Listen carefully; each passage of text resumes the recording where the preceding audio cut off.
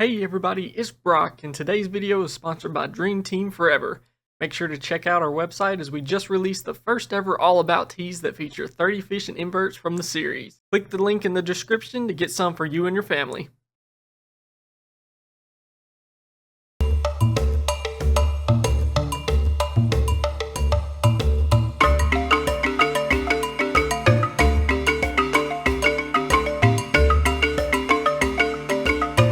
Hey everybody, it's Brock, and we got a brand new episode of All About. Thank you to everyone who wished me a happy birthday yesterday. I really appreciate it. We've been having a good time this weekend. Hope you all had a good week. Today we got a very special video, probably one of the most expensive fish we've ever talked about. Today we're learning all about the Tang, or as other people like to call them, the Zebrasoma Gemmatum. Now with these guys, you're going to have an amazing fish, but boy does it cost a lot to get one, and you rarely see them anywhere in stock. A lot of times you're waiting on an email list just to see if they'll ever come. Prices on them, you'll normally spend, if you're lucky, you can get one at about $800, but they can go all the way up to like $1,500 just to get one of these. And I can see with the difficulty of catching them, the prices are just going to continually go up to try to get one of these. Why are they so expensive? They are a very deep water swimmer, so it does make catching difficult. And it also raises the chances of them perishing during shipments. They can only be caught in one part of the world off the coast of Madagascar. So whenever you put all of those together and getting him into your home, in your tank, it costs a lot of money to try to get one of these. Tank size, you'll need about a 180. That gives them plenty of swimming room to go around, and also just gives them plenty of room to grow. Care level, they are moderate, so it's not a hard fish to take care of. It's just actually spending that money to get one. Temper, they are semi-aggressive. They are a Tang, so they're going to become the kings and queens of the tank. They're normally very territorial towards new fish that come in. They just tend to take the whole place over and call it their own.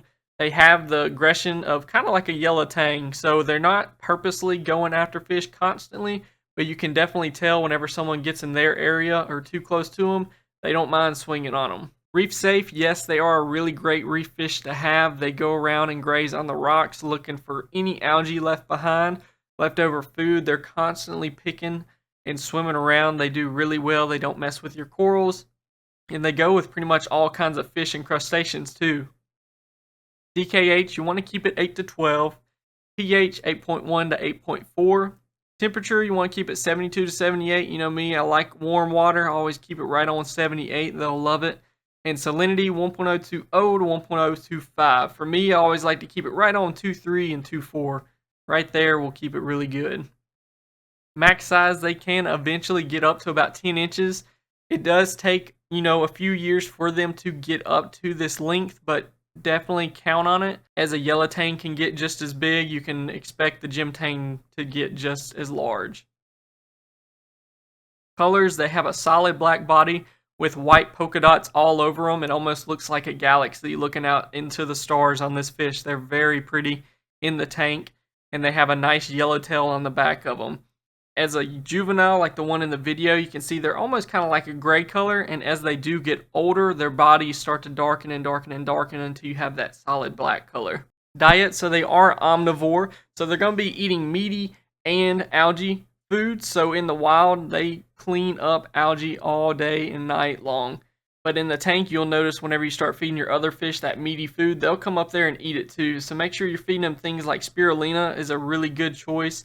That's a great frozen shrimp you can get. It comes in little cubes that you can thaw out in the tank. But also make sure you're feeding them plenty of algae. You need to be putting clips of algae in the tank, daily, because they eat it non-stop. Origin, they do come from the Mauritius Islands off the coast of Madagascar. So having a fish all the way out there that try to catching and bring it back to you can cost a lot of money. Compatibility, just ask. So they can be with other Tangs, but they have to be different body shapes. I wouldn't recommend putting two gems in a tank together unless it was just a massive tank. You would not want to mix this one with like a yellow Tang and a purple Tang, because those have such similar body types. They'll just see each other as the same species, and they'll become very territorial, and they'll be fighting constantly. If you really want to mix multiple Tangs together, go for some with different body shapes, like an orange shoulder or powder brown. mixing those together, they won't recognize each other and they'll do really great swimming around in the tank. When mixing big fish like this in a tank, it's always good if you can to try to mix them together at the same time. Like most tangs, the gym tang does have those two scalpels on the back side of him, right in front of his tail fin. They can flare these out and use them as protection or to show aggression towards other fish. So if you ever see him back up against a fish and start swatting at him, you'll know he's flaring out that little needle and trying to hit another fish. So watch out for that. That's when you know there's some aggression going on in the tank. A lot of times to calm this down is to feed them. Whenever they're not fed as well, they get stressed out and they'll become more aggressive towards your fish. So make sure you're feeding them plenty because, like I always say, a full fish is a happy fish. Also be careful whenever transporting these because they can pop the bags with this little needle that they have on the back. So make sure you got them double and triple and quadruple bagged up. Be very careful in the tank. If they do charge you, you want to make sure you don't get hit by that as well.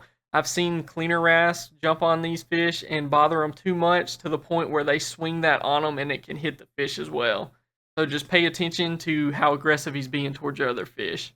Now, after all the money it takes and all the work it takes to get it into your tank, you will end up with a very active and hardy tang. They do really well in the tank environment. Most I've seen have lived past the 10-year mark. I mean, they are a great fish to have. It just does cost a pretty penny to have one. To keep these guys really happy and healthy in the tank, you want a lot of live rock, but you want to build it like where they are from. So lots of open caves, overhangings, as well as really open spaces for them to swim around freely and explore. That gives them plenty of room to go around and look for that algae, but it also gives them caves and spots that they can go hide in case they get scared. You know, being in a new tank, whenever you step in front of it, most of the time they're heading to the back, and that's normal. Just give them time to get comfortable. Also, a big thing is see if you can get some natural algae in there. You know, get a little bit of hair algae on some of your rocks so he can go running around picking on those. And if you can't do that, you know, macroalgae is another good thing to put in the tank. You can stuff that down in the caves or put it between two different rocks because that'll give them a bunch of natural things to run around and eat on in the tank. And that just keeps them very healthy while you're also putting clips of algae in the tank. Keeping them healthy, you know, look into vitamin supplements to put into their food. You can have little squirt bottles to squirt into their frozen food. They can eat on that. That'll keep him really healthy, especially whenever he's first introduced into the tank. Also invest in something like a cleaner wrasse or a cleaner shrimp to keep the pest off of him. So that way he'll stay super clean. His skin will be nice and good, and you won't have to worry about things like ick or little flukes popping up on him. And watch your water levels. This fish will do great, but in a dirty tank, he will not do great. No fish is going to do good in dirty water. Make sure you're doing your water changes. Make sure you're watching those levels. Your ammonia, your nitrate, your nitrite, and your phosphates are the ones that could really hurt the fish if they get too high. So make sure you keep that water pristine, and you'll have a really, really healthy gym tang swimming around in your tank. That's it for everything about the gym tang. If y'all do have any questions or comments about your experience with them, please leave it down below in the comments. I love seeing them, and it just helps everyone else learn more about this fish. If you see one, definitely get a picture of it, take a video of it, because you really won't see these that often. They are pretty rare fish coming into the hobby. A lot of times you really just see them at aquariums. But I hope you all enjoyed this video. I wanted to bring something new to the table, something that a lot of people have asked for. I hope y'all enjoyed it. Make sure to like and subscribe. Check out our website for the new All About Teas that just released. Y'all shoot me some messages on social media. I'd love to talk to y'all, and I will see y'all later. Y'all have a good one.